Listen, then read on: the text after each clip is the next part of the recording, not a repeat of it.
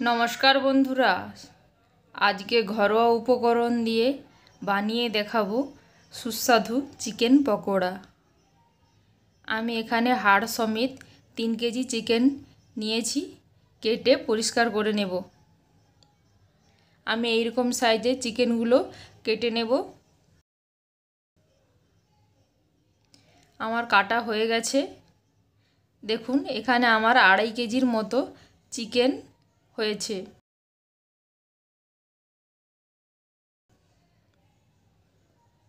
ধুয়ে পরিষ্কার করে নিয়েছি। এর মধ্যে এইবার পরিমাণ মতো মশলাগুলো দিয়ে দেব। এখানে আমি একটি গোটা লেবু নিয়েছি, পরিমাণ মতো লবণ এবং 1 চামচ হলুদ গুঁড়ো,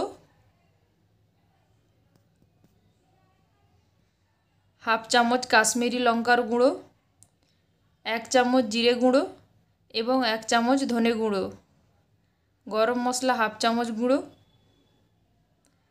আদা রসুন পেস্ট 5 চামচ,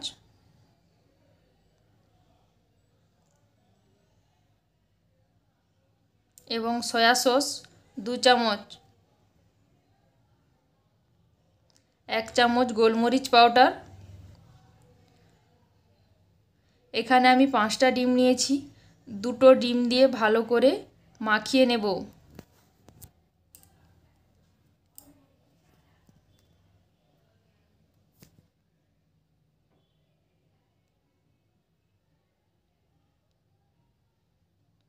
চার চামচ কর্নফ্লাওয়ার এবং পরিমাণ মতো ধনেপাতা কুচি, 2 চামচ বেসন দিয়ে ভালো করে মাখিয়ে নেব।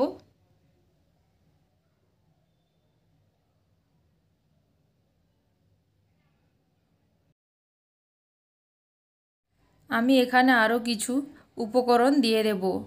চালের গুঁড়ি 4 চামচ এবং 2 চামচ কর্নফ্লাওয়ার, 3টে ডিম,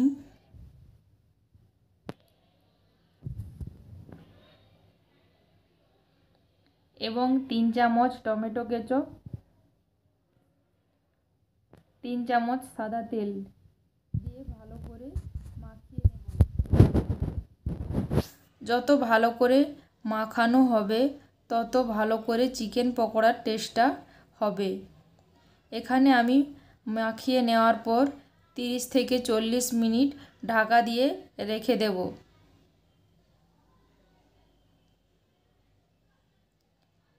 এখানে 30 থেকে 40 মিনিট ঢাকা দেওয়ার কারণে মশলাটা মাংসর মধ্যে খুব সুন্দরভাবে ঢুকে যাবে এবং টেস্টটাও খুব সুন্দর আসবে। আপনারা ফ্রিজের মধ্যেও রাখতে পারেন, ডিপ ফ্রিজে নয়, নর্মাল ফ্রিজে রাখবেন।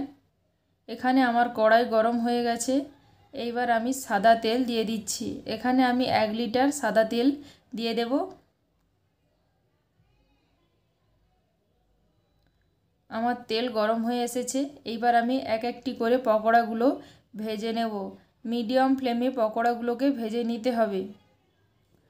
মিডিয়াম ফ্লেমে পকোড়াগুলোকে ভাজলে ভেতর থেকে সেদ্ধও হবে এবং ভেতরের খুব সুন্দর জুসি ভাব থাকে, বাইরের কোটিংটা পুড়ে যাবে না, লালচে ভাব হয়ে যাবে, দেখতেও সুন্দর লাগবে এবং খেতেও খুব টেস্ট হবে। হাই ফ্লেমে ভাজলে ভেতর কাঁচা রয়ে যাবে, বাইরেটা খুব ভাবে পুড়ে যাবে। তাই মিডিয়াম ফ্লেমে ভাজার চেষ্টা করবেন ভাজার সময়। আর আমি এখানে আমার পরিমাণ মতো চিকেন নিয়েছি। আপনারা আপনাদের পরিমাণ মতো চিকেন নেবেন এবং মশলা পরিমাণ মতো নেবেন। আপনারা যদি আমার পরিমাণ মতো চিকেন নেন তাহলে আমি যে পরিমাণ মশলাটা নিয়েছি সেই পরিমাণ মশলাটা নেওয়ার চেষ্টা করবেন। দেখুন, আমি এখানে লাল করে উল্টে পাল্টে পকোড়াগুলোকে ভেজে নিচ্ছি। পকোড়াগুলো আমার ভাজা হয়ে এসেছে। এইবার আমি একটি ছাঁকনির মাধ্যমে ছেঁকে তুলে নিচ্ছি। এইভাবে আমি সব পকোড়াগুলোকে ভেজে তুলে নেব।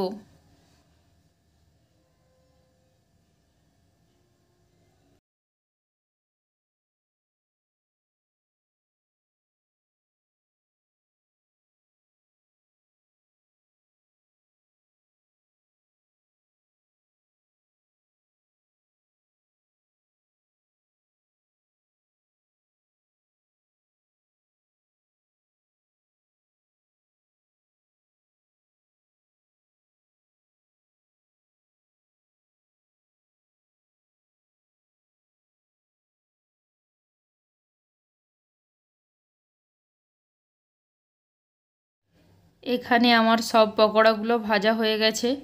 দেখুন পকোড়াগুলো দেখতে কত সুন্দর হয়েছে। আপনাদেরকে দেখানোর জন্য আমি একটা পকোড়া ভেঙে দেখাচ্ছি।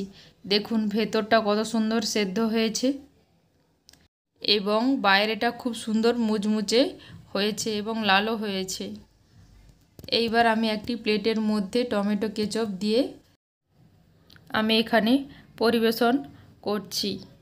আমার রেসিপিটি ভালো লেগে থাকলে প্লিজ আমার চ্যানেলটিকে সাবস্ক্রাইব করে দেবেন এবং পাশে থাকা বেল আইকনটি প্রেস করে দেবেন। আমাকে কমেন্ট করে জানাবেন আমার রেসিপিটি কেমন লাগলো। সবাই ভালো থাকবেন, সুস্থ থাকবেন।